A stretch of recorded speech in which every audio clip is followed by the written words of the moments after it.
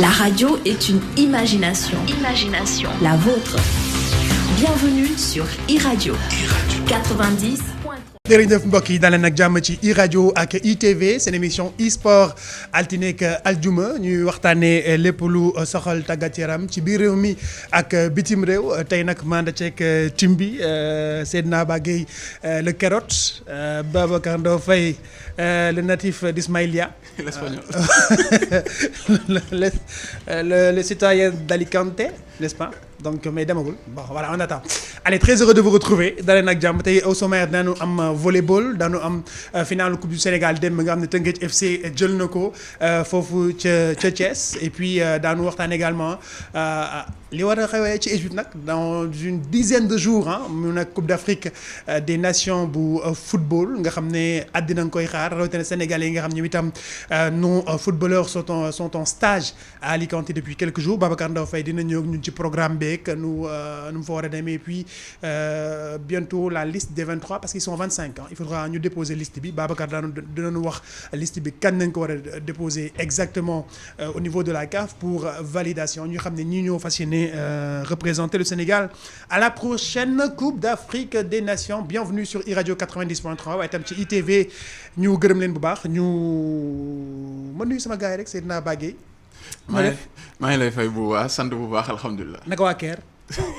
daa mel ñi nga xaar de. lay xaar. ah. ba dégg gars yi laa xaar. moo war a ubbi cortège bi quoi. Le visa est gratuit pour les journalistes. ah bon xam nga loolu tamit on l'a dit un peu tardivement moo tax déjà day fekk. nga ñàkk ngeen 28 000 nii rek. Babacar Ndo Faye maa ngi lay nuyu. maa ngi lay fay bu baax. naka waa Alicante ak waa Ismaïlia. waaw daanaka ñun ñu ngi ci yoon bi de et puis comme on l'a dit ñun à Imedia on est dans le bain de la CAN depuis 2 mois déjà. Et vous me laissez ici. Mais non. Et vous me laissez on a ici. dit ici et ailleurs foog mu am ñu nekk. Ah d'accord man je veux être ailleurs. Non, très franchement. Il y a Migui qui a ouvert le bal avec le tirage au sort et depuis lors on est plein dedans. Ah. Et ça va continuer boo xoolee depuis quelques jours déjà on commence à voir les images de la séance des séances d'entraînement de l'équipe nationale à Alicante.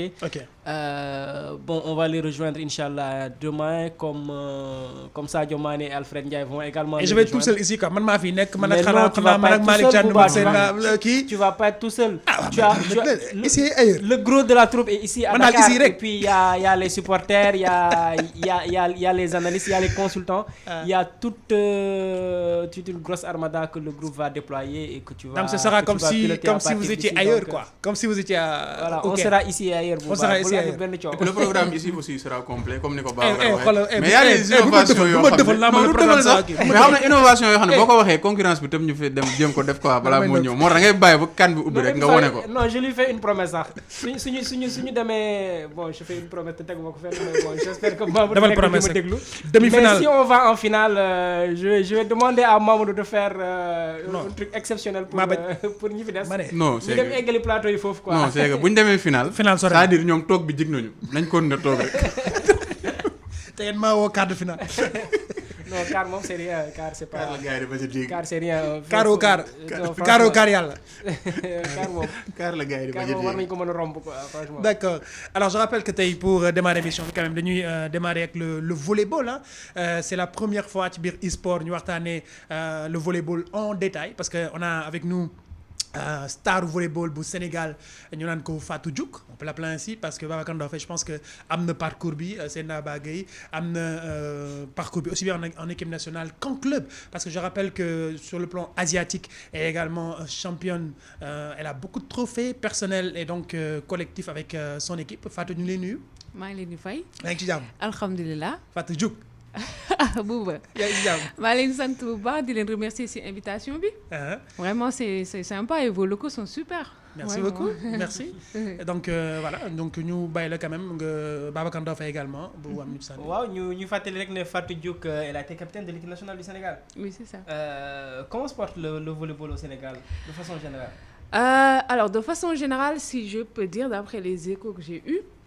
On a toujours du mal à décoller, on va le dire, même si on essaye de faire en sorte que championnat am et tout, mais ñu ngi raam daal on va dire mais on aimerait bien voler quand même. D'accord, mais déjà parcours bi parce que man très franchement bi ma lay découvrir c'est surtout tes performances sur le plan mondial on va dire hein. Tu l'as le découvrir avec ton club. Le nom de ton club également asiatique.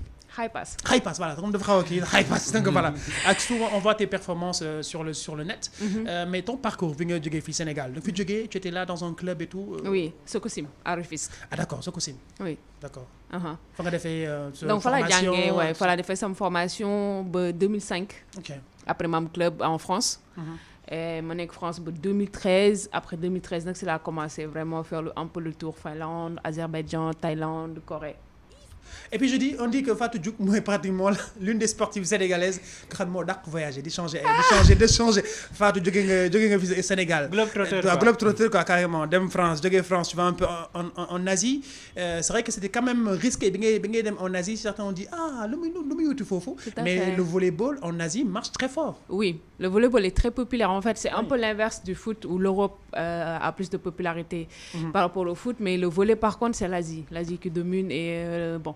Bu ñuy jouer foofu en général on est très très connu hein. Je marche pas ici comme au Sénégal donc c'est en plus bon bu ñuy sport loolu lañ ci séntu quand même mine de rien. Donc voilà c'était quand même un grand défi dem foofu j'étais la première africaine bi nga xam ne maa fa joué et puis voilà gagné fa des trophées même des trophées individuels donc j'étais assez fière pour ça. Mais Babacar Ndofé le volley sénégalais man par exemple moo tax ma laaj ko son parcours c'est-à-dire amul benn médiatisation bi gars yi doon xaar par rapport au club ak moo tax ma ne ko foo jaar mu ne Sococim gars yi dañ la gis pour ay superviseurs ñoo ñëw gis la tu allais faire des tests en France comment ça s'est passé parce que man j'ai l'impression que le volley et d'autres disciplines peut-être yu xaw a niroog moom amul assez de médiatisation ba ay recruteurs ñëw di leen xool di leen yóbbu. C'est vrai que même quand les clubs ils cherchent boo leen waxee Afrique en général ils sont un peu réticents parce que duñ ko dégg lu bëri mais man boog pour vous dire naka laa amee sama contrat je devais faire un raid.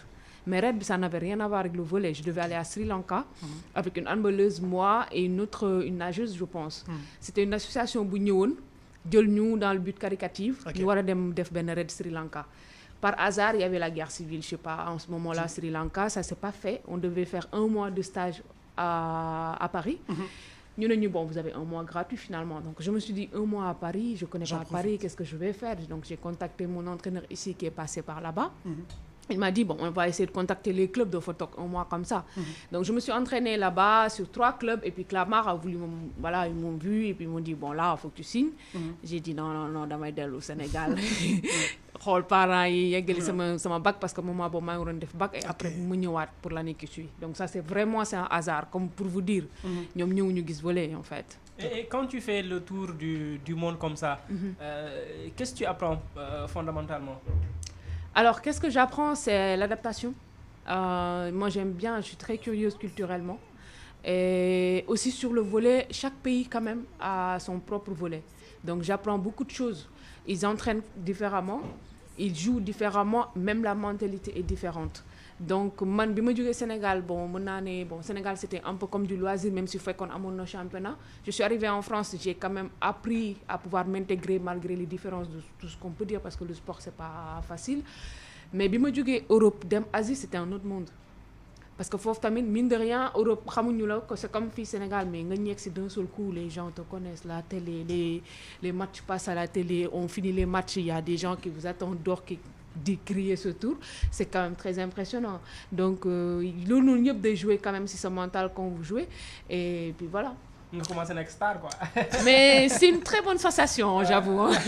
Mais alors je demande pour lan ngay jàng ci tour du monde boobu parce que on suppose que quand on emmagasine autant d'expérience après l'étape suivante c'est de restituer. Exactement. Et aujourd'hui quand peut-être tu y penses ou pas comment envisages-tu un peu ce processus?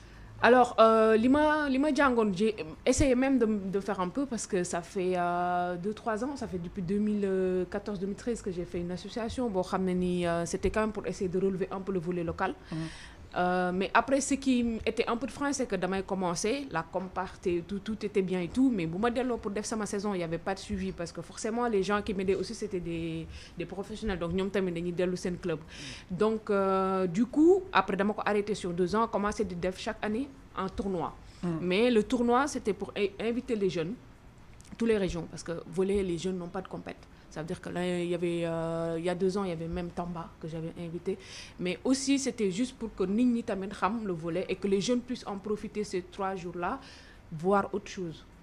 Vraiment, parce que Watamba, c'était leur première compétition. Vraiment, on voyait les filles, les yeux qui brillaient. Ouais. C'est quand même quelque chose. Donc ça, c'était sur le plan pour les jeunes. Mais pour plus tard, après ma reconversion, forcément, j'aimerais bien quand même, on va dire, faire connaître le volley, mais via le mini-volley. Parce que les mini-volets, là, en fait. Ouais. Ça veut dire que si j'arrive vraiment à pouvoir donner man lima am, en trouvant des partenaires, tout ce que je demande, en fait, c'est très simple. Je veux juste un espace où je peux avoir 3-4 minutes de terrain et avec ma expérience avec des gens que je connais, parce que je connais des mêmes préparateurs physiques, je connais des entraîneurs, et je sais que ni parcours club Yimadjar aussi tamit comment s'il faut que j'ai un projet ça eux ils vont pouvoir m'aider. Mais forcément ñom boy wax ak ñom tamit faut que ñom ñu xamné ton pays les gens t'aident aussi. C'est-à-dire que moment buñ togué ba def ko bon forcément c'est une reconversion là, parce qu'il faut que je finisse ma carrière pour pouvoir le faire, vraiment être sur place et aller sur le terrain voir les gens et vraiment avoir un volet de masse. Mais ça, il faut vraiment un partenaire ici. Ça veut dire que le ministère, il faut qu'il m'accompagne. Même si le ministère des Sports, le ministère de l'Éducation, parce que quand même, c'est une forme éducative aussi. Donc, c'est tout ce que je demande et j'espère que vraiment ça marchera, parce que ce serait dommage quand même que ça marche. Je crois que voilà. Immédiat va s'engager à accompagner au moins pour l'aspect visibilité. La télé est là, la radio est là, le site web est là. Super. Et nos plateformes digitales également. J'espère que vous aurez le temps de dérouler un projet sur la durée qui vont produire d'autres Fatou Diouk pour les générations à venir. Maintenant, pour revenir un peu à son club en Asie, tu as un palmarès là-bas? Oui. Un beau palmarès d'ailleurs. Oui. Maïn Santial, alhamdulillah, j'ai commencé avec Thaïlande. Bon, Thaïlande, c'est ma expérience, mais commencé en 2015. 2015, je fait pour juste 2 semaines. Parce que nous avons une période de phase finale en fait. Les phases finales, nous juste pour le faire. Mais dans mon def et puis bon, Thaïlande a adopté moi. Et du coup, année BC top, même ils m'ont voulu, mais dans Azerbaïdjan. Parce qu'Azerbaïdjan c'était champion de ligue. Fatou, voyager. Non, c'est que défi, j'aime bien les défis. C'est juste ça. Mais vous savez. Il y a des footballeurs qui sont comme ça. Hein? C'est-à-dire que tu volais bien aussi. Oui, Fatou, mais j'aime bien les défis. C'est-à-dire, Taïdini, même, je sais pas, j'étais à Missira hier. Si Missira avait un club et m'appelle, je vais y aller parce que la culture de Missira va m'intéresser, les gens de Missira vont m'intéresser. C'est que tout ce qui est autour, mon curiosité, en fait, en gros. Donc pour revenir à ce qu'il disait, bon, le palmarès, bon, Mike Santial, j'ai été MVP de la Ligue asiatique, MVP thaïlandaise, j'ai gagné aussi la Coupe coréenne et tout. Donc, tu as gagné la Champions League? Ça c'est vrai. Ah oui? Tu as gagné la Champions League? Ça c'est vrai, bon. Ah bah je suis moins populaire, mais bon, non, j'ai fait 2 fois. 2 fois. Deux fois.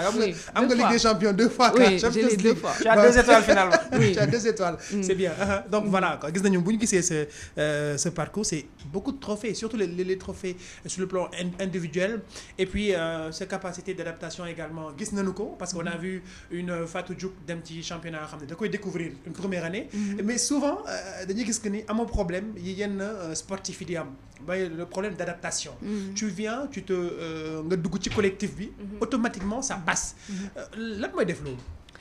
Alors, bon, en général, ce qui m'aide, c'est que bon, damay déglu, man j'aime bien par exemple entraîneur bi, fil bi ma tégal mom lay top. C'est-à-dire bu ma démé championnat, si je joue mal entre guillemets, moi je damay delluwaat ci coach bi yaa ko wax entre guillemets. Donc man suma ñëwé damay xol, bon en général je mets 2 semaines quand même pour xol le entraîneur bi bëgg. Ñom c'est quoi leur façon de jouer, et après damay essayer dugg fofu. Légui suma duggé tamit rusuma tamit aussi di laaj entraîneur bi, est-ce que tu es content? Donc s'il me dit OK, on avance, s'il me dit pas OK, on n'avance pas. Mais en général, vraiment, moi j'écoute beaucoup les entraîneurs. Maintenant, Fatou et l'équipe nationale du Sénégal. Je pense que Lolo, c'est un volet important, c'est Nabaké.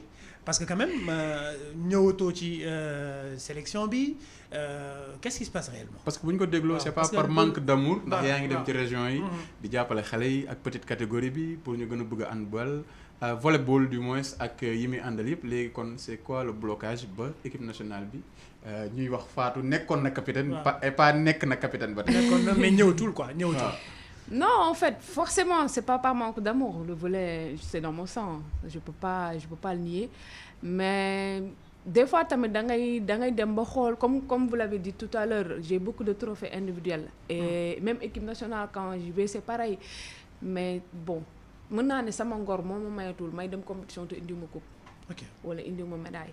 Donc sur le plan personnel je me suis dit que ni ok trophée individuel yi c'est cool, c'est sympa, mais tey pour ministère déglu la quand même c'est une médaille ou une coupe. Donc on a fait ce qu'il fallait. Moi j'ai parlé avec les dirigeants, j'ai parlé avec la fédération, leur dire faut changer ça, ça c'est pas ça, ça c'est pas ça. Et pour gagner il faut ça, parce que ce qui est dommage c'est qu'on a des talents de malades. Ça veut dire qu'on a une des bonne talents au Sénégal ou Sénégal de malades. Ça veut dire que les filles sont bonnes. Elles sont mais là le problème bi alors le mental parce le que mental et on le trouve dans tous les sports malheureusement. C'est nous amulen accompagnement bi wala bon c'est pas une question d'accompagnement, si il y a l'accompagnement mais il y a aussi le côté bon il y a des changements à faire pour booster les filles. Et moi je dis la fédération veut pas le faire et donc forcément boo râler une fois, râler 2 fois, râler 3 fois. dafa mel ni problème bi Fatou di wax on trouve dans beaucoup d'autres disciplines souvent. Exactement. C'est pas seulement le volley souvent. Oui, tout à fait. Voilà, on a par rapport au handball maintenant, on voit que il y a quelque chose qui est en train de se former, de se faire. On a de très bonnes handballeuses en France un peu partout. Moom tam nee na volleyeuses yi fii am nañu ay joueurs de talent. Babacar Ndao Faye, c'est un problème qui revient très souvent. Wow, mais bon, après talent, il faudra l'éprouver également au niveau international surtout. Parce que talent aussi, ça se juge par rapport au talent des autres. Et si le talent est là et réel, il faudra, ça suffit. Il n'y a pas que le talent pour remporter des trophées. Il y a le mental, il y a les conditions, il y a la préparation, il y a l'environnement, il y a la culture de la gagne. Il y a plein de choses qui entrent en jeu. Et dafa nekk coow boo xam ne en réalité dafa dépasser en quelque sorte wàllum benn sport. C'est pour tous les sports. De façon générale, il faut que ñu repenser un peu modèle du sportif sénégalais ci wàll yëpp depuis la petite catégorie jëm ci kaw. Durant la campagne, c'est surtout ça. Bi daal leen ndongo, on en a discuté. On en a parlé. On va en parler quand il s'agira de parler de basket. On va en parler quand il s'agira de parler de football ou d'autres disciplines. C'est la même chose parce que fondamentalement athlète sénégalais bi def handball ak athlète sénégalais bi def basket ak kii def javelot wala beneen discipline ñoom ñëpp ñooy bokk en quelque sorte parcours c'est ñoom ñëpp ñooy xaw a bokk histoire en réalité. Donc y a pas de raison que ñu bañ a am même vécu yi. D'accord.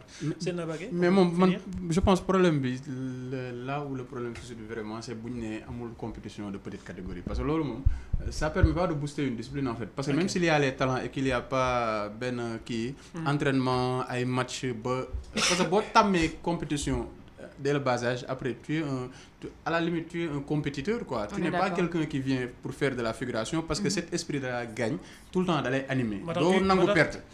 Il faut mu ñëwaat aussi. Effectivement parce que UASU au moins il y a gis nga UASU il faut que le sport retourne à l'école. Il faut.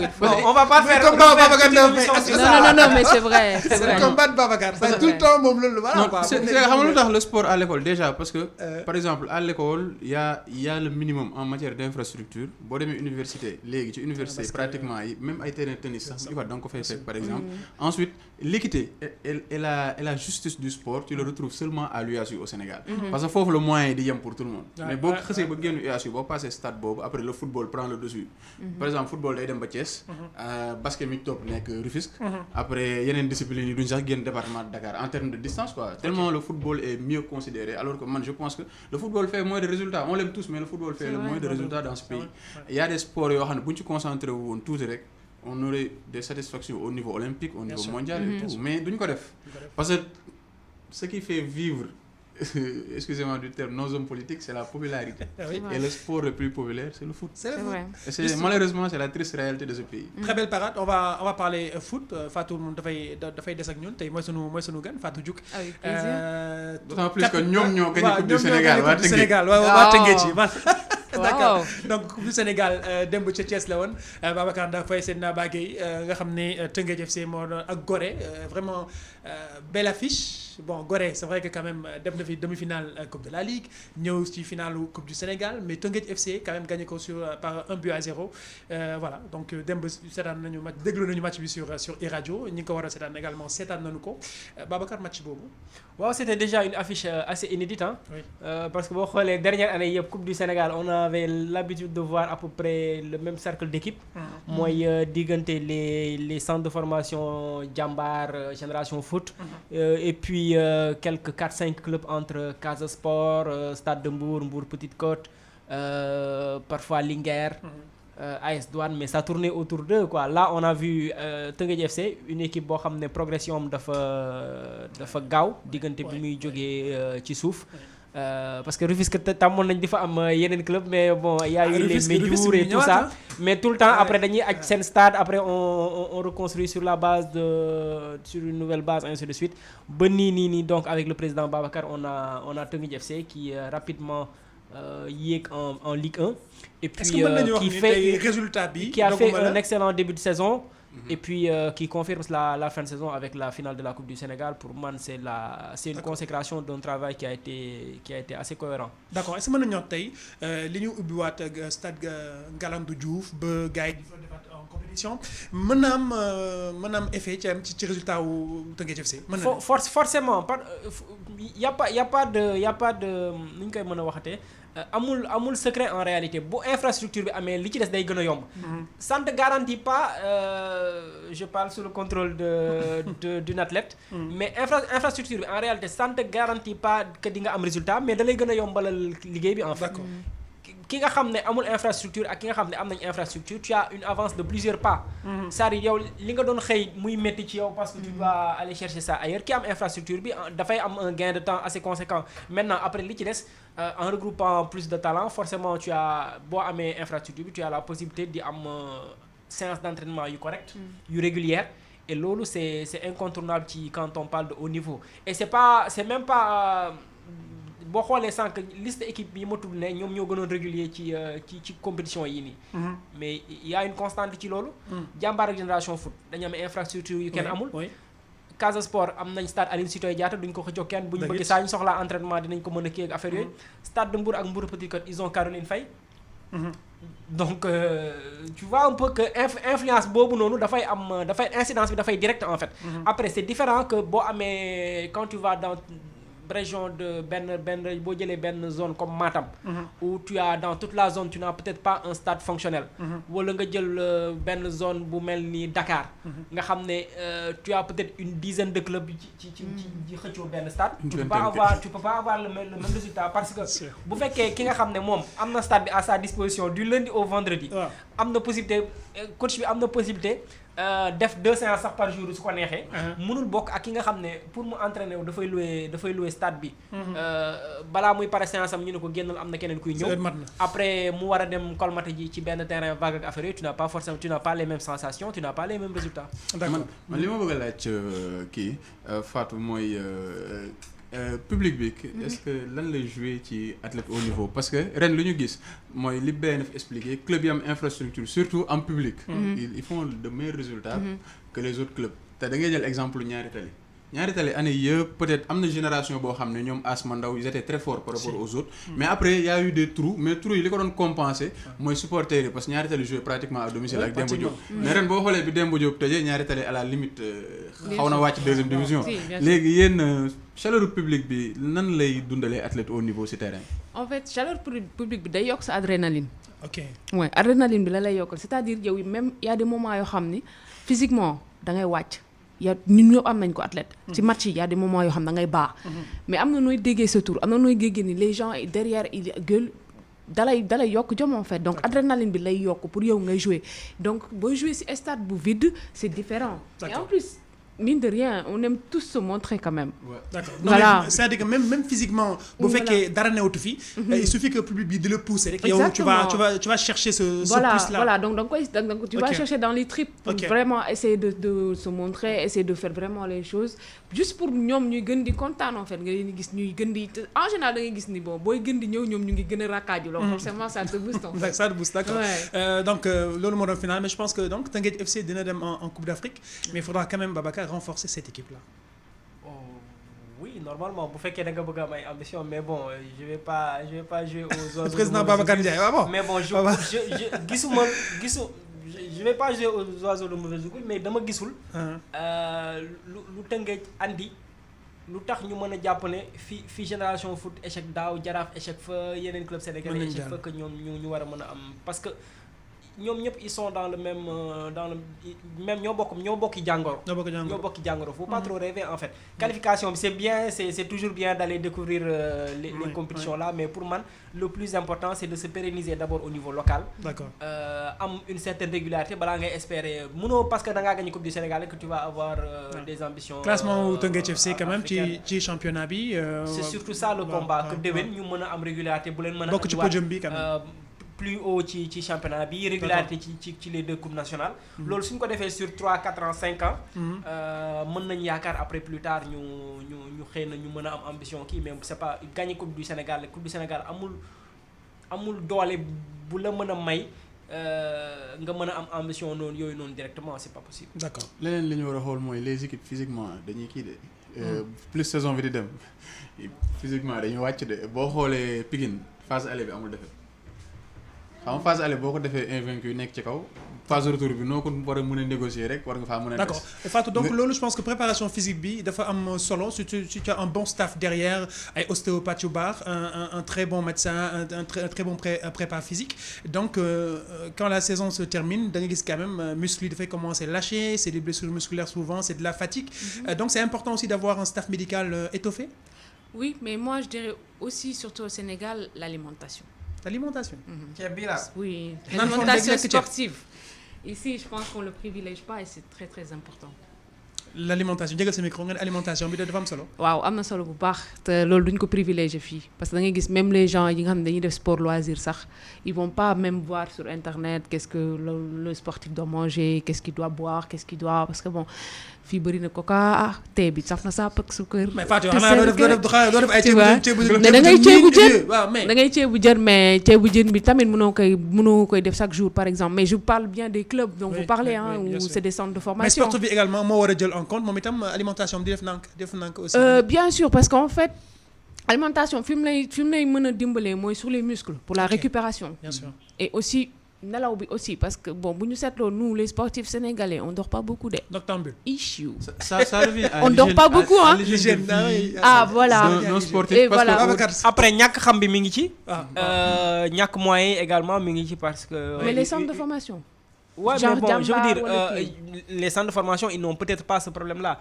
Mais c'est plus dans les clubs qui n'ont pas... Les clubs qui n'ont pas même structuration. Parce que les centres de formation, ils sont souvent en internat. Oui. ñoom ñaar ci ma ci xam génération foot comme Jambar ils ont des équipes de diététiciens et tout ça peut-être ils ont moins ce problème-là que ki nga xam ne par exemple si tu prends ce qu'on appelle les clubs traditionnels mooy les Ñaari Tali les Bour Petite Côte les Jaraaf et cetera joueur bi bu ñëwee séance d'entraînement bu entraînement bi jeexee après il est laissé à lui-même en réalité bu ñibbee c'est moom mooy gérer boppam il n'a pas forcément les mêmes réflexes que ki nga xam ne on lui enfin loolu tax ma wax curiosité bi en fait c'est-à-dire ñun on passe notre temps sur le net par exemple tey jii nii vraiment il y a des choses yoo xam ne tey boo ko doon wax même les sportifs sur la musique ils savent beaucoup de choses. Ça veut dire que tey boo jëlee ne sportif nga Sénégal y a tout on a des légumes fraîches yëpp a ngi fii on n'a même pas besoin dem di xool qu'est-ce que les occidentaux mangent ou pas. Ça veut dire que ñun am nañu fii lépp. am nañ cere. Bon je le dis je suis un fan mais il y a pas plus protéiné que cere. suñu ay produits locaux suñu sportif war nañ ci mën a dund bu baax non mën nañ ci lekk vraiment et ce qu'il faut c'est-à-dire que souvent dañuy jàpp ne que dafa inaccessible wala dafa cher mais en réalité c'est parce qu'on n'est pas curieux. Là c'est ça il faut juste être curieux et aller voir parce que vraiment boo jëlee tout ce qui est le produit locaux on a assez pour être fort et pouvoir tenir c'est-à-dire tey sa préparateur physique bu la tegee benn charge bi déjà bu fekkee doo nelaw mënoo ko yëkkati bu fekkee la ko bu baax tamit du dem. Donc c'est-à-dire que tu peux bien avoir une équipe derrière. Mais yow faut que nga jël sa bopp en charge. dugal ci internet bi xoolal. Parce que justement je me rappelle sur internet il y a un Sénégalais qui est basé aux États-Unis musculation lay def mais nee na gerte caaf. C'est vrai ak mu ne caaf bi moom muy ñëw fii dañuy yóbbaale parce que les gens kii bi la ñuy topp protéines yi mooy mais moom caaf lay lekk. Gerte caaf d'accord parce que nee na y a beaucoup de entraînement c'est bien. caaf avant entraînement c'est super boo paree entraînement 30 minutes après aussi nga lekk ko ndoxu koko bi tamit c'est bien. Babacar yaa ngi dégg mais y a beaucoup de choses yoo xam ne fii prends note.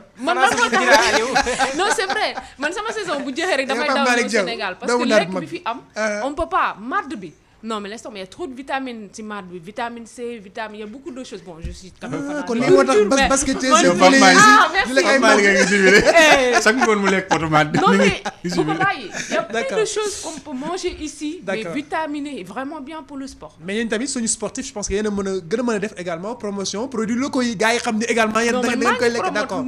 Perso, d'accord. Mais bon, comme il disait, c'est pas assez médiatisé, c'est pas assez, donc voilà, c'est important. Il faut, je sais pas, dans les plateaux où on parle de nutrition, inviter les sportifs pour voir vraiment ce que les gens ils mangent. Tout simplement. Très souvent, pourquoi pas. C'est important. Voilà, donc je fais une émission e-sport, e-radio, e-TV. Fatou Diouk, capitaine de l'équipe nationale de volley. Là, on va quitter Thiès directement en Pologne avec Sonu U20. Je rappelle que Sénégal, Corée du Sud, 3 buts partout là. Bignou demain en série de pénalty, Coréens gagné, Sénégal toc na. Beaucoup de déceptions, Babacar Ndao Faye, Seydina Bagay quand même. Je pense que il y avait de la place pour passer. On a vu le Sénégal éliminé. Déception là quand même. On a vu le parcours du Sénégal Tipouli, bon ni mu gagné, mais Sénégal Corée bi tout s'est effondré ci ben instant. Même après l'égalisation, boo xolé match bi, tu t'es dit égaliser nañu mais c'est fragile. Qu'est-ce qui s'est passé? Bon, déjà il y a un pion essentiel du dispositif qui n'était pas là, muy John Lopi. Mais au-delà de John Lopi bi nga xamni football, je pense que le Sénégal, le match était à sa portée. Maintenant, ndax boy ñom dans leur tête malgré toutes circonstances yi mëna am yépp dañuy jall ci kanamu Corée, est un trop plein de confiance, est un manque de motivation, lan la lolu kenn mënu ko wax jamono ji. Mais ce qu'on a constaté, c'est que le Sénégal pratiquement a joué mieux match yi nga xam yépp dañ ko considérer comme outsider. Match bi mu ñëw nekk favori et ils ont joué moins bien. Et il y a eu aussi moins de percussions. Parce que en fait, tu te rends compte tout au long du match que c'est un match que les gosses peuvent gagner peut-être par 2 buts, 3 buts d'écart.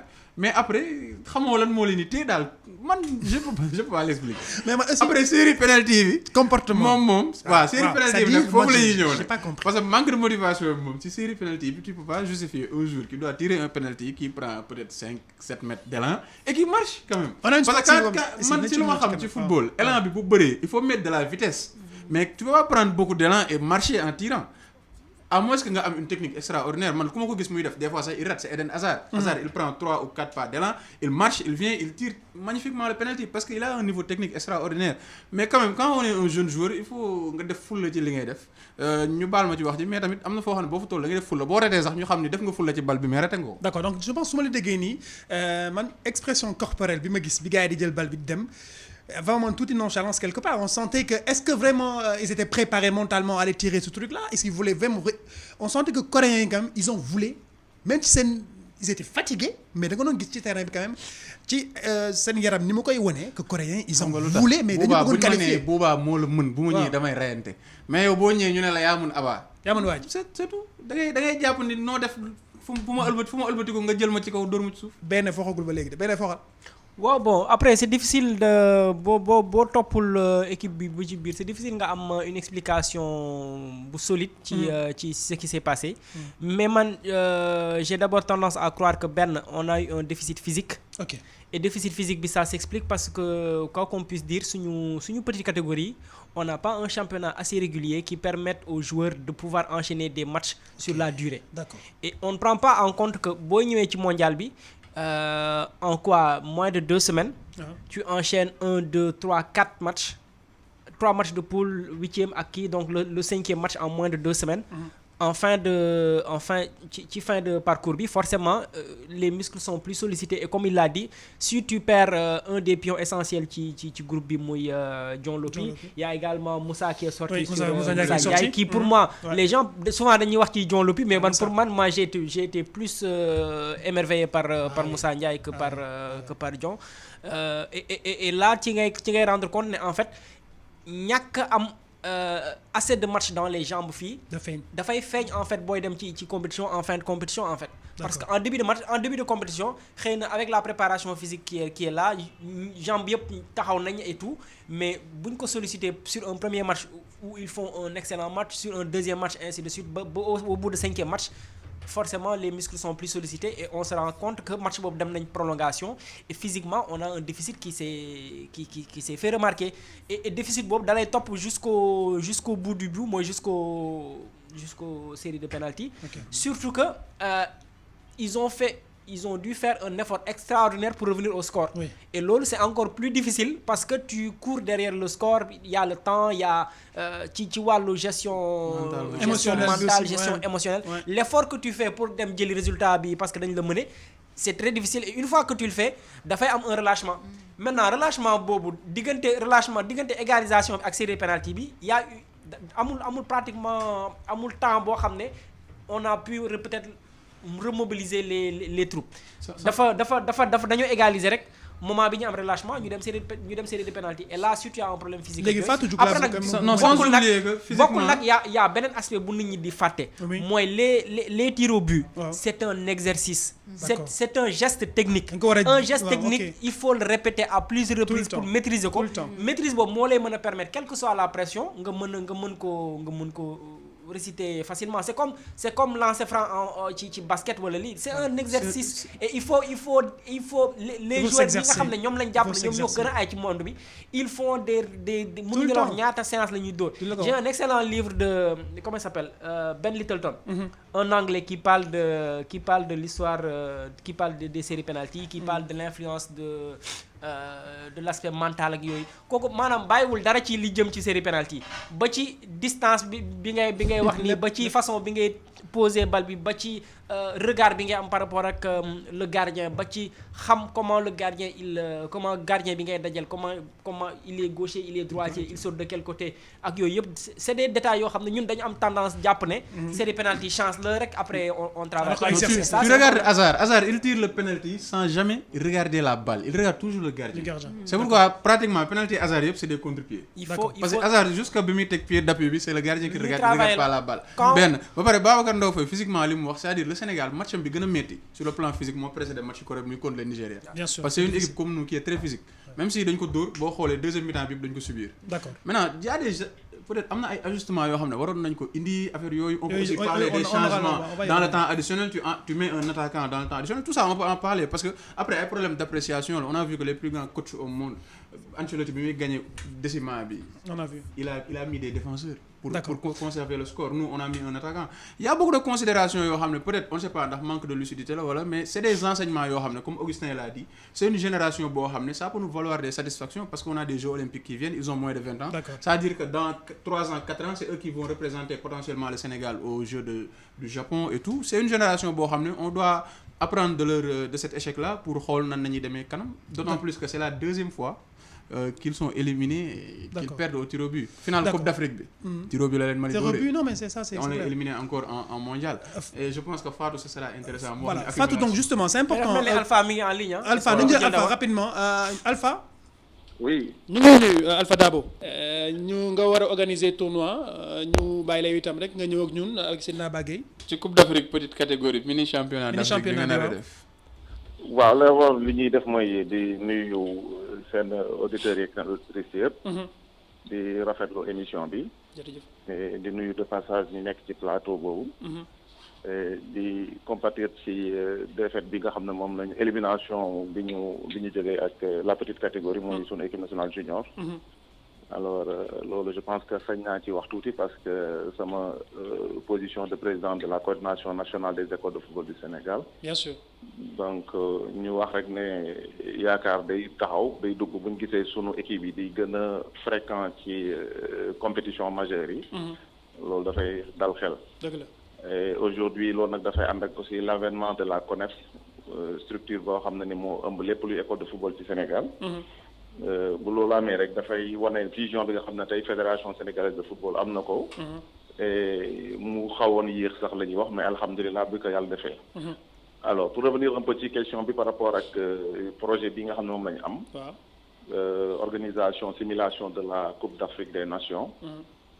premier prétexte bi mooy pour indi population yi à ce que ñu teel a dugg ci compétition bi teel a jot xam ne compétition bi événement la et puis nit ñi waajal ko ñëpp kolewu derrière l'équipe nationale pour ñaanal ñu au moins li nga xam ne ni yàgg nañ ci di ko xaar yàlla jogal ko ñu ñaan yàlla may ñu ko ren muy vraiment gagner coupe d'Afrique alors leneen li nag mooy préparer suñu jeunes acteurs yi suñu jeunes footballeurs yi teel leen préparer ci compétition internationale lan mooy coupe d'Afrique lan mooy coupe du monde parce que le gamin warul toog ba am 17 ans ñu koy wax nekk U17 pour muy xalaat jouer coupe d'Afrique pour une première fois mais dès le bas âge à 13 ans 10 ans 14 ans 15 ans nga may ko possibilité mu jouer coupe d'Afrique même si bu fekkee simulation lay doon sax mais xale bi na dégg rek ne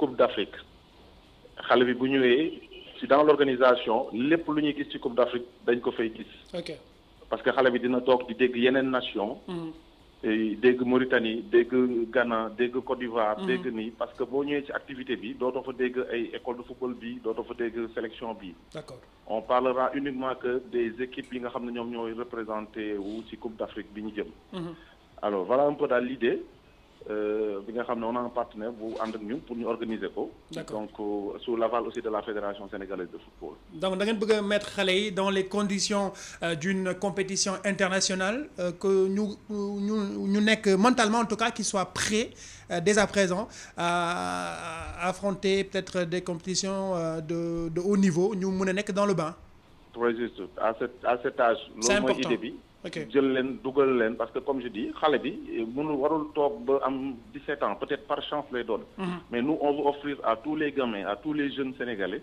on voudrait leur offrir la chance de découvrir la compétition internationale dès leur petit âge c'est important parce que tey boo toogee comme je dis tout le monde n'est pas international U17 non et tout le monde n'est pas évidemment international U19 U20 etc. Bien sûr. Mais tey dans les coins et les recoins si le gamin et demain bu taxawee ne man j'ai eu la chance de jouer la simulation de la Coupe d'Afrique et puis ñu fexe ba nga xam ne nii day nekk un événement bu mag a mag ci xale bi mais ça lui donnera envie de tout faire pour mën a fréquenter pour mën a participer ci compétition yooyu noonu nga xam ne mu ngi ci kanamam et ça va donner plus de sens et que dina permettre xale yi comme je dis seen éveiller seen sens de patriotisme et surtout seen envie parce que le jeune sénégalais li muy gis le fréquent mooy joueur bi nekk na Manchester kii nekk na Juventus kii nekk na fële moom li muy gis mooy ay Ligue des Champions ay nangam mais aujourd'hui ñun on doit pouvoir développer cette idée ce projet là ba nga xam ne suñu xale yi ñoom ñëpp dañuy gëm ne ils ont leur place dans les différentes équipes nationales pour mën a dem défendre les couleurs du Sénégal comme je dis aujourd'hui si le gamin comme li may wax bu amee possibilité ñu may ko cadre boo xam ne dina mën a défendre couleur équipe nationale aujourd'hui c'est vrai il y aura des gamins parce que tous les jeunes ils duñu défendre les couleurs de l'équipe nationale du Sénégal mais dañ leen di préparer ci ñu défendre ay couleur nationale xam lan la parce que boo ñëwee ñu ne la yaay représenté Mauritanie kii mooy représenté Gambie kii mooy représenté Guinée et cetera mais yow durant tout le programme yow da ngay nekk dinañ la inculquer yenn valeurs yi nga xam lan mooy gagner lan moo war a tax ñu gagner lan mooy hymne national lan mooy lii et lu dem démystifier à la limite lu bëri ba nga xam ne sunu jeunes yi bu ñuy yegg ci compétition yu mag yi du ñu am problème parce que on voit souvent je manqué dégg léegi sa collègue bi di ko wax parce que souvent sunu boy yi ils pêchent ci yenn détails yoo xamante ni ñàkk a xam compétition moo koy waral donc voilà un peu mu nekk une petite contribution de la CONEF pour ensemble ñëpp jàpp ci pour vraiment accompagner nos lions. On va suivre le programme dinañu suivre programme bi et puis on va y revenir bu jeexee inchallah pour faire le point ñu ngi lay gërëm bu baax Dabo merci beaucoup. Juste pour préciser la date et les heures. Bien sûr ñëwaat ci waaw. Alors donc inchallah c'est le mercredi. Oui. Au stade Amadou Barry à Guédiawaye. D'accord. de 15h à 18h. Ok. Et sachez que lu ñu gën a neex plaisir bi ñu gën a am mooy ce sera sous la présence effective de Habib Beye. Ah oui, c'est bien. moom ñëpp xam ko moom aussi il viendra parce qu'il a d'autres projets boo xam ne parce que programme boobu ñuy def. normalement incha allah vous permettrez la publicité dafa war a jaar Canal Horizon. Bien sûr. donc ñoom ñoo koy couvrir quoi c'est un événement boo xam dañ koy partager Canal Horizon. Merci. donc encore une fois ñu leen di gërëm di leen sant. Merci Dabo kontaan et nañu. vraiment merci bien. Merci beaucoup mu nekkoon Dabo ma xam ñoom itam Seydina Bagay dañu organiser une compétition pour les enfants. Mettre leen un peu dans les conditions on va dire d'une grande compétition internationale et am na solo moom la ñu waxtaan léegi. initiative boo xam ne bon c'est à saluer parce que comme ni mu ko waxee c'est dafa nekk loo xam ne c'est pas fréquent.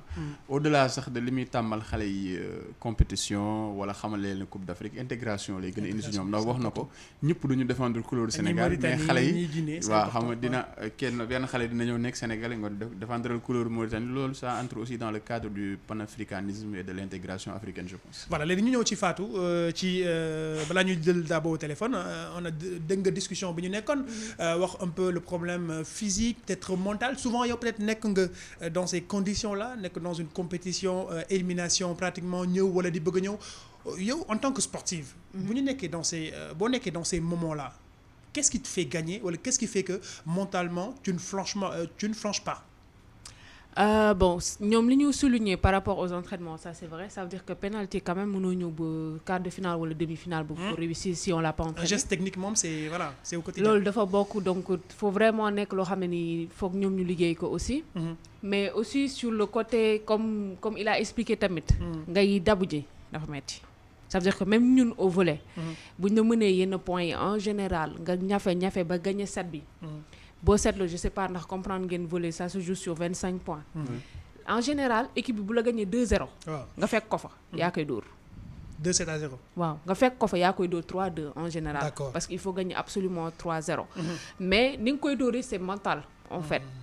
mental bi moom mooy gagné foofu parce que par exemple mën naa ne au volley par exemple. yow boo ñafee ba tolloog nit ki. da ngay def juste un surdépassement pour essayer de gagner parce que dafa nekk loo xam ne il faut lay boo gagner 2-3 points rek. da ngay gagner adversaire bi. donc ça veut dire que ni moment tir au but. comme ils l'ont dit tir au but par qui la et puis aussi. émotion bi après match bi wax naa ko après match bi émotion dans ces moments-là. Sénégal le football sénégalais bi laay match bi dama prier ne please pas de penalty parce que xamoon naa nañu perte. Ah oui?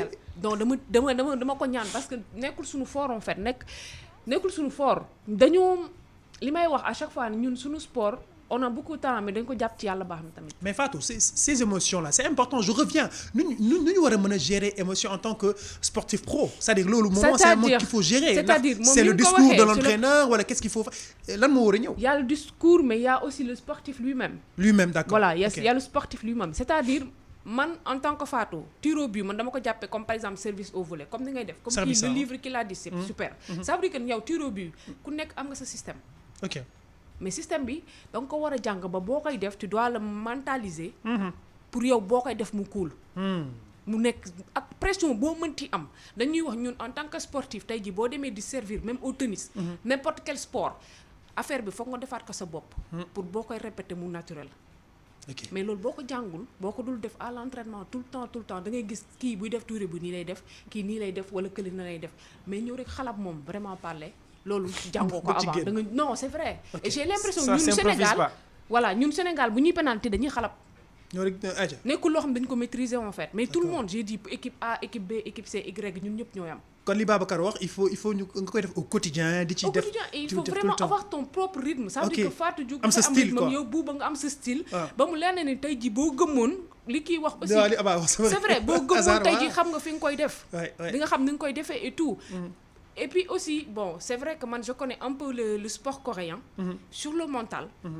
à l'entraînement il te pousse pour que tey bu match taxawee.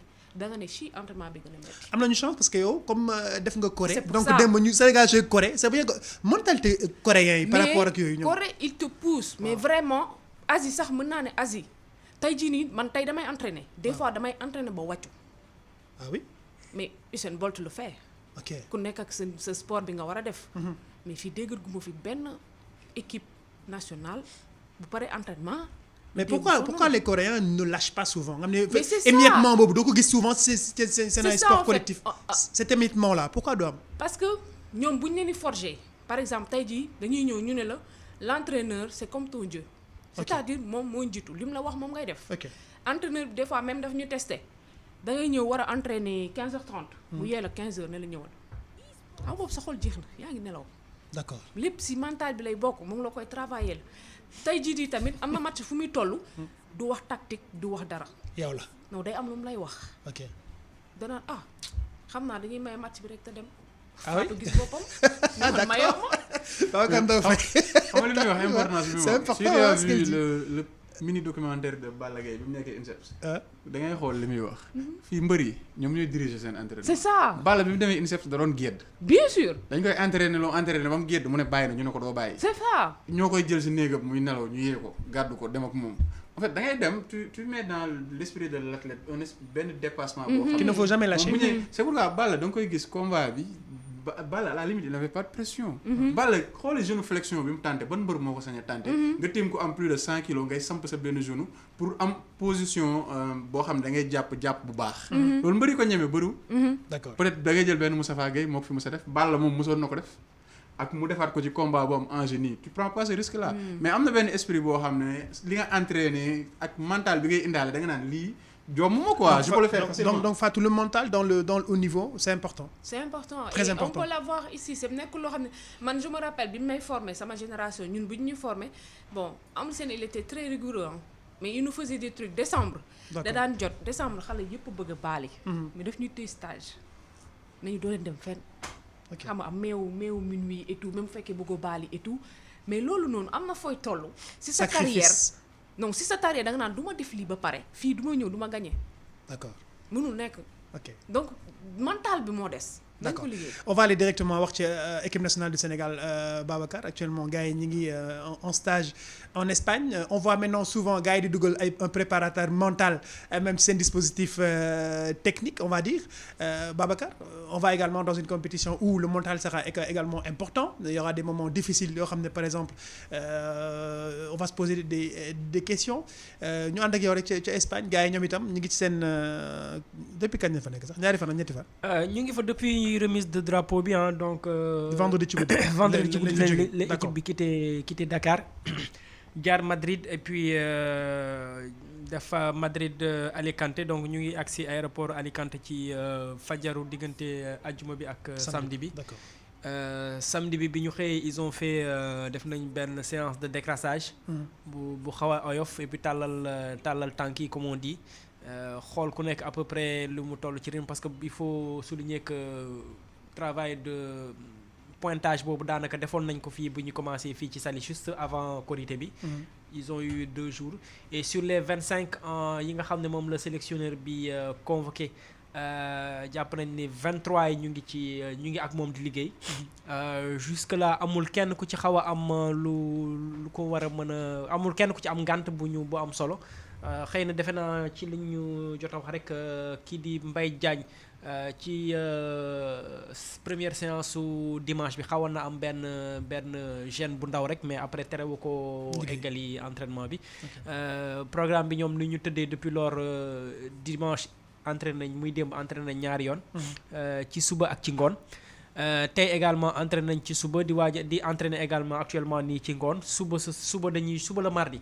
Suba dañuy jouer ak benn équipe locale foofu ci Alicante di benn équipe 4e division bu nekk foofu ci Espagne mais c'est surtout pour mën a poser un peu yenn automatisme yeeg d'ailleurs match boobu sax huis clos lay doon presque du ko fekkee donc entre ñaari équipe yi lay doon rek et puis bu ñu paree ci loolu également je crois kii di Sadio Mané ak kii di Alfred Ndiaye dinañ leen fekk ci foofu ci Espagne. Pour eggali les derniers jours de stage bi foofu ñu nar a quitter Espagne aljuma pour dem fële ca Ismaïlia. D'accord. foofu la ñuy jouer seen premier match amical bi tax ñuy wax match amical muy contre équipe nationale Nigéria bi nga xam ne moom la ñuy dajal ci préparation bi après CAN bi démarré dans la foulée. 23 yi kan nañu koy déposé. exactement 23 yi normalement dina génn ci liste bi dina génn ci semaine bi daanaka mën nañ jàpp ne am na ay indications yu commencé génn sax. bu ci ko am seetlu tuuti. mais xanaa da ngeen ñuy may rek ñu jox leen ñu jox leen rendez-vous ci eMedia.sn. ñu am luñ ci ñu am luñ ci liggéey tuuti. ci ak édition yi di ñëw d'ailleurs ak iRadio. mais am na ay indications yu commencé génn de toute façon coach bi dina wàññi ñaar. wàññi ñaar yooyu tamit dina xëy na du doon c'est une obligation après ñaar ñooñu daanaka en quelque sorte liste côté ci benn espèce de liste réserve la ñuy nekk rek. dañuy xaarandi quoi. bu lu ñu ñaanul amee tamit muy benn contretemps wala benn blessure wala benn kii de dernier moment peut-être xëy na si ñoom lay ñëwaat quoi mais c'est surtout des mesures de précaution et jàpp naa ne tamit El Hadj ñi muy wàññi. bi mu leen di jël également dugaloon na loolu seen bopp que dafay dem bëggul woon jël risque ci li ñu wax bëggul woon jël risque yóbbu ay groupe bu matul dem ba ci biir comme li ñu daloon ci avant mondial 2018 je ne sais pas ndax yéen a ngi koy fàttaliku ba ñu ñëwee ba match contre Luxembourg à quelques jours de la Coupe du Monde ci la Saliou Ciss blessé il a été obligé dem jëli Adama Mbengue te Adama Mbengue boobu mi ngi woon vacances et ku nekk vacances perte am un retard de 10 jours c'est pas la même chose bu ñëwee war a dabee ñi nga xam ne ils ont déjà 10 à 12 jours de préparation mënul nekk benn c'est en quelque sorte loolu la bëggoon éviter moo tax mu andi une liste élargie surtout que pratiquement boo seetloo première partie préparation physique bi yëpp il était obligé def ko sans Sadio Mané parce que da doon jouer Ligue des Champions bi mu paree mu am quelques jours de repos sans Alfred Ndiaye nga xam ne dafa nekk en play-off avec son club Malaga donc ça lui faisait déjà 2 joueurs de moins teg ci yenn joueurs yoo nga xam ne ñi ngi ci effectif bi ils avaient eu beaucoup plus de 40 matchs ku ci mel ni Gana Gueye ku ci mel ni Kalidou Koulibaly Pape Alioune Ndiaye ak ñu mel noonu donc c'était ci li ñu mën a jàpp en tout cas ci ñu jege Aliou Cissé trop mooy loolu bokk na ci li nga xam ne moo taxoon te au lieu mu def équipe réserve c'était pour impliquer tout le monde ku nekk bu ñëwee ci stage yi mu xam ne y a un risque même bu fekkee minime que boo caaxaanee wala bu fekkee dafa am blessure booy traîner wala looy na bëgg affaire yooyu dafay feeñ et pour ne pas prendre ce risque là il a mis tout le monde dans la même liste et après dina wàññi mais ñi muy wàññi je sais que daanaka ils ont xam nañ ne peut-être ñoom lañ doon wàññi bu lépp bi kii donc peut-être choc bi dina am xëy na choc bi dina am parce que c'est pas évident nga nekk dans un groupe ñuy waaj a jouer ji compétition bu mel ni Coupe d'Afrique nga dem ba ci biir ñuy wàññi la mais bon lu mënul ñàkk la ci wàllu sport voilà donc Babacar à 11 jours du début de la Coupe d'Afrique ci Égypte ñoom itam Sénégalais yi ñi ngi xaar déjà ferveur bi c'est vrai que c'est pas encore trop ça gars yi ñi ngi xaar en tout cas bu 23 yi bi ñu ko officialisé on attend surtout le match contre le Nigeria match amical lay doon on aura peut-être quelques indications. waaw comme ni ko Babacar waxee xam nga par exemple tey bu defee match ak équipe 4e division Espagne à huis clos c'est-à-dire une mise en place tactique am commencé na ko préparer dans sa tête et aussi dans la tête de la majorité des joueurs dinañ xam ñan ñooy dem ak ñan ñooy toog mais je pense que wàññi bi ça peut ne pas être douloureux. Bon, pour un sportif de haut niveau, c'est toujours douloureux de ne pas faire partie du groupe qui ira défendre les couleurs nationales. Mais je pense que faut peut-être benn esprit de patriotisme rek la parce que boo xamee ni wàññiwuñu la parce que dañ la wàññiwuñu la pour le plaisir mais dañ la wàññi juste parce que cohérence de groupe bi ñii la laaj ñu yóbbu et cetera ça peut être moins douloureux même si comme ni ma ko waxee sànq pour un sportif de haut niveau c'est jamais évident de pas faire partie de ce genre d'aventure muy par blessure muy par décision sportive du coach wala leneen dafay métti toujours mais bon Sénégal comme ni nga ko waxee ferveur bi jugagul xam naa gars yi ils vont y aller au diesel comme ni ñu defoon mondial bi premier match bi bu jàllee ba ñu gis lu dal seen xel ci la ñu commencé ferveur bi di yéeg et autres même si bon là les gens ont déjà la tête à la CAN mais bon le cœur va venir en fonction de ce que les Lions vont montrer sur le terrain parce que ñëpp bëgg nañ leen mais tamit pour passion yi déchaîné wu il faut vraiment qu'ils montrent quelque chose sur le terrain et je pense que l'autre jour lors de la remise du drapeau national le président li mu leen wax bon mooy li gars yi di faral di wax quoi la teranga il faut que les gens le sachent ici bon c'est important ni mu ko waxee et man j'aimerais bien que Fatou ñëwaat ak ñun comme elle a été capitaine voilà donc Fatou drapeau national bu ñu koy joxee Fatou musuñu la jox drapeau. ñun dañuy yónni rek. yeneen mais kenn joxaguñu drapeau wala boo fekkee wu ma ko en tout cas. D'accord. sama génération. non joxe drapeau moom équipe football la yem ak équipe basket. Voilà. non ñi des Matar Ba moo leen koy jox dañuy yónni rek. dem leen te ñëw. D'accord. en fait loolu tamit c'est une autre injustice dans le sport quoi. Bon, da ngay gis football président moo leen di tellement jox basket président moo leen di jox bon après ngay wàcc Matar Ba jox. mais nag président bu naree jox délégation équipe nationale yi fédération yi dem yëpp. moom laa doon wax sànq ma ne loolu en fait ça montre un peu l'injustice qu'il y a dans le sport parce que les dirigeants s'intéressent plus au sport populaire par exemple du ñu xool ban sport moo médaille man j'aurais aimé que sport yi nga xam ne ñoo gën a performant ñooñu am privilège président di leen jox drapeau parce que loolu mooy booster ñi ci des mais bu nekkee parce que sport dafa populaire rek dañ may jox drapeau après da ngay kii les autres man je pense que critère bi nga xam ne moo waroon motiver président Macky Sall wala beneen président bu ñëw après moom di joxe drapeau national il faut que les gens revoient les critères munoo am par exemple karaté saa yu demee indi médaille nga am taekwondo saa yu demee indi médaille nga am beneen sport saa yu demee indi médaille jamais il faut le président de la république te président boo xoolee boo koy gis la say aajo di faju basket bi amuñu woon saa jigéen ñi ba ñu gagné coupe d'Afrique lañ ñëw ne président Sall lañ bëgg xoola Sall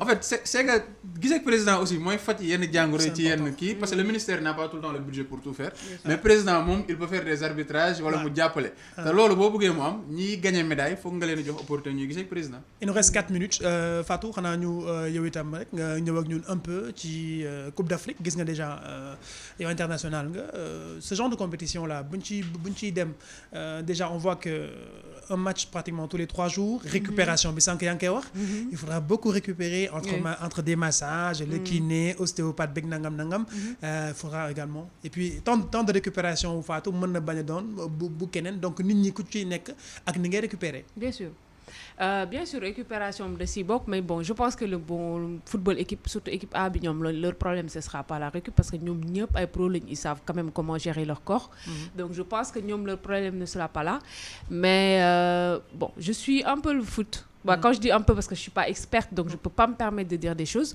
mais li ma leen ni bon mën naa ne ñaaxaat entre guillemets c'est juste de faire jouer le collectif tu vois c'est important vraiment sport collectif faut que tout le monde joue et que ñu bañ a bàyyi jël lépp rek di xaar maane wala wér ko ci maane voilà c'est vraiment en fait sport collectif c'est que chacun apporte sa pierre à l'édifice c'est vraiment et puis après à un moment donné forcément il y a des moments importants de la compète il faut quand même que les majeurs fassent la différence mais bon si tout le monde s'y met je pense que ni on peut faire quand même un bon résultat parce qu'on a ce qu'il faut et puis ñu dimbali ñu rek bañ a dem tiro bi quoi qu'il arrive ñu dimbali rek bon je voulais juste également signaler que am na yenn aspect yu important yoo xam ne peut-être préparation bi xëy na bu ñu demee suba dinañu permettre ñu mën ci am yenn indication mooy benn bi mooy choix wu déjà Alicante parce que foofu actuellement il fait assez chaud parce que ñu ngi ci ay 28 degrés je crois parce que en Égypte également tàngaay bi ñu fay xaar également ci compétition bi dafa nar a métti